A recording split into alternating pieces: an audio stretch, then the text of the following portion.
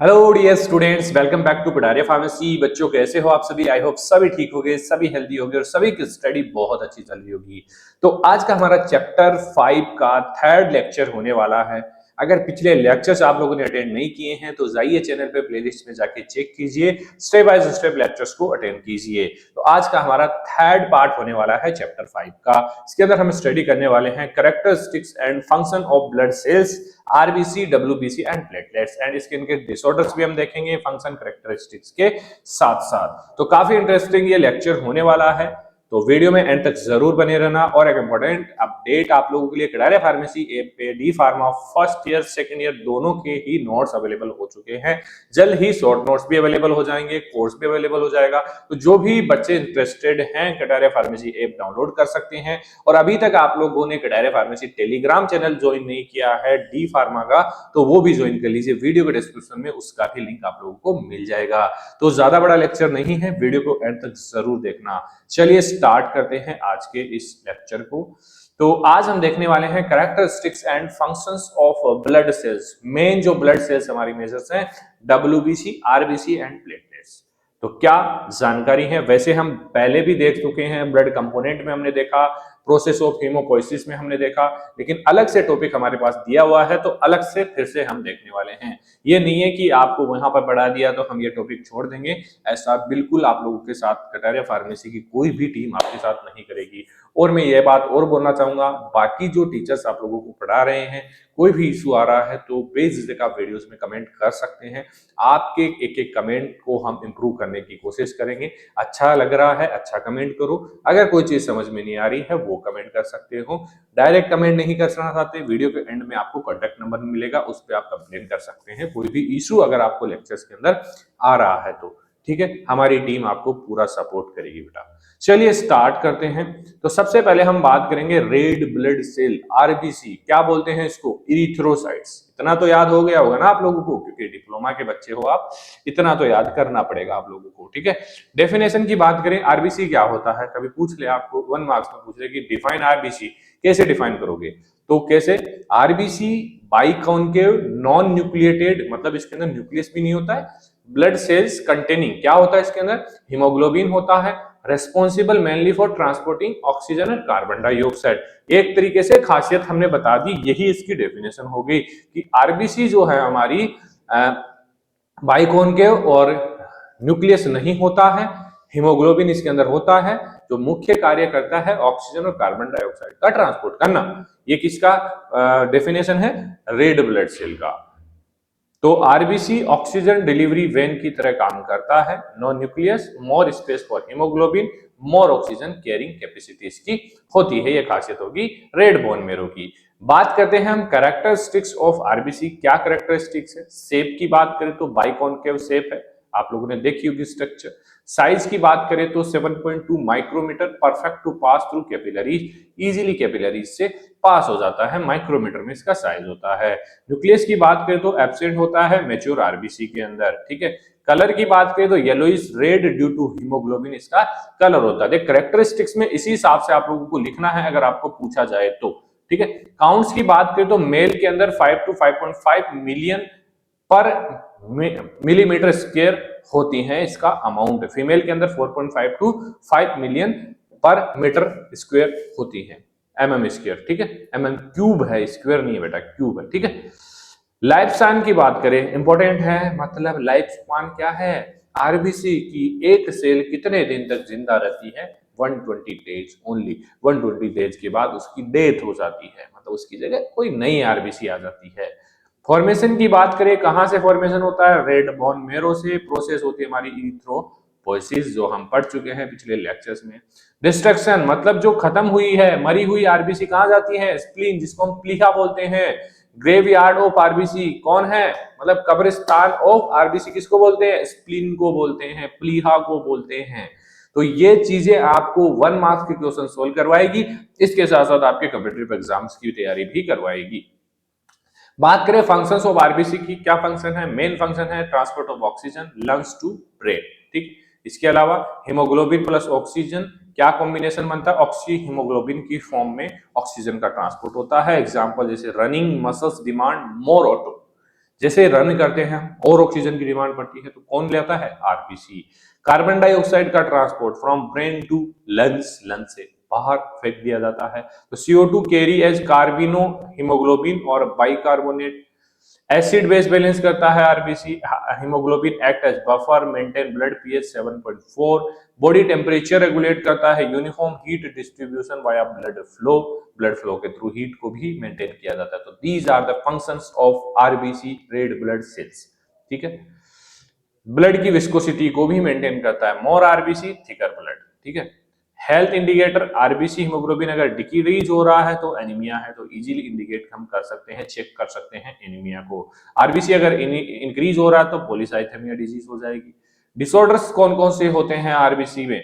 RBC की वजह से एनीमिया, लो हीमोग्लोबिन और आरबीसी, एनीमिया होगा, फैटिक होगा, पैलोर होगा।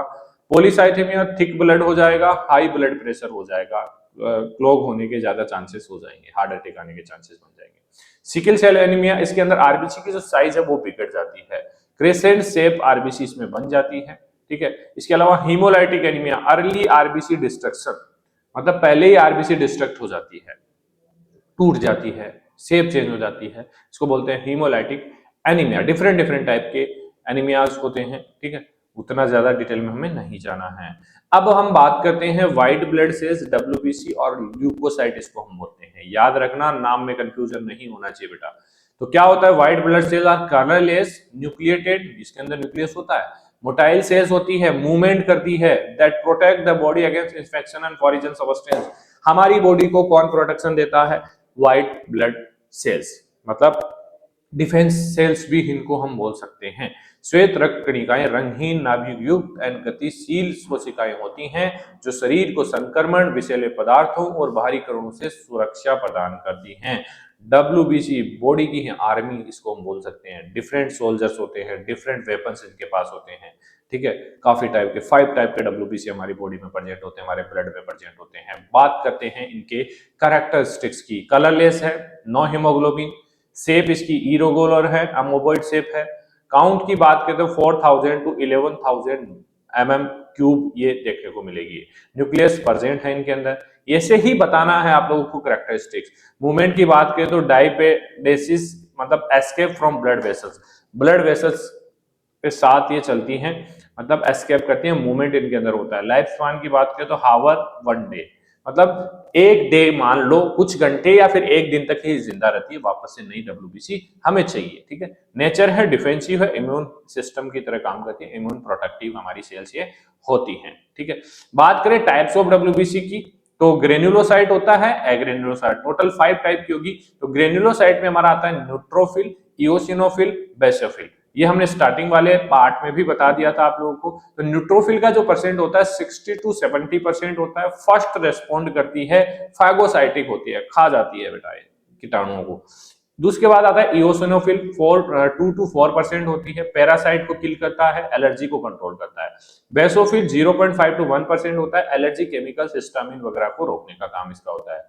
उसके बाद आता है हमारा एग्रेन्युलोसाइट, ये बेसिकली इसमें लिम्फोसाइट होता है 20 टू 25%, जो एंटीबॉडीज और इम्यूनिटी बनाने का काम करता है। और मोनोसाइट जो होता है 3 टू 8% होता है, बिकम मैक्रोफेज, ये भी खाने का काम करता है। किसको? बैक्टीरिया वायरस को खाने का काम किसका होता है? मोनोसाइट्स का। ये भी टाइप है किसका?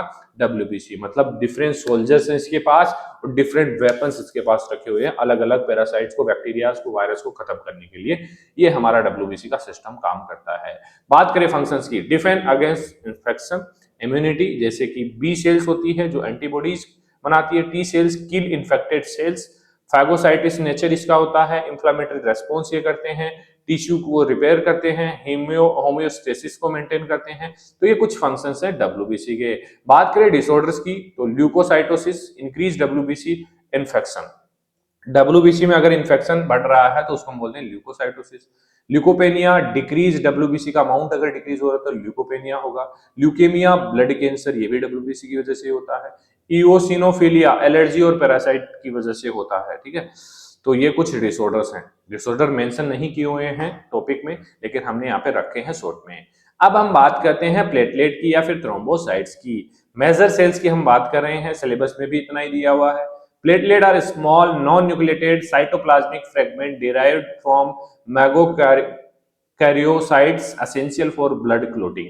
क्लोटिंग के लिए नाम आते ही आपको प्लेटलेट थ्रोम्बोसाइट्स की याद आ जानी चाहिए। प्लेटलेट्स अस्थि मज्जा में स्थित मेगा कैरियोसाइट से बनने वाले छोटे नाभिक रहित केस के टुकड़े होते हैं कोशिकीय, जो रक्त के थक्के बनने में सहायक होते हैं। ठीक है, कैरेक्टरिस्टिक्स क्या है? साइज इसका जो होता है 2 to 4 माइक्रोमीटर होता है। काउंट जो इसका 1.5 to 4 लाख पर mm क्यूब होगा। न्यूक्लियस एब्सेंट है। Life span 7 to 10 days. देखिए आरबीसी 120, डब्ल्यूबीसी कुछ हावर टू 1 डेज और platelet 7 to 10 days. Formation from bone marrow. ये चीजें कॉमन है, पॉइंट है, आप लोगों को बहुत काम आने वाले हैं बेटा। ठीक है, बात करें फंक्शंस ऑफ प्लेटलेट की, होम्योस्टेसिस मेंटेन करते हैं, प्लेटलेट प्लग फॉर्मेशन नहीं होने देंगे, सॉरी प्लग फॉर्मेशन करेंगे, ब्लीडिंग को रोकने का काम करेंगे, वैसोकंस्ट्रिक्शन करवाते हैं, सेरोटोनिन रिलीज होगा, ब्लड क्लोटिंग में हेल्प करेंगे, थ्रोम्बोप्लास्टिन को फाइब्रिन क्लोट में कन्वर्ट करेंगे, वेसल्स को रिपेयर करेंगे ग्रोथ फैक्टर्स की मदद से,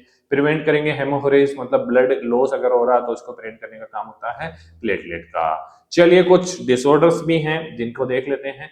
थ्रोम्बोसाइटोपेनिया, ब्लीडिंग रिस्क, बहुत ज्यादा ब्लीडिंग होगी अगर कोई दिक्कत आई तो। थ्रोम्बोसाइटोसिस, एक्सिस क्लोटिंग, ज्यादा क्लोटिंग हो जाए तो कहीं ब्लड वेसल्स क्लोग हो जाए।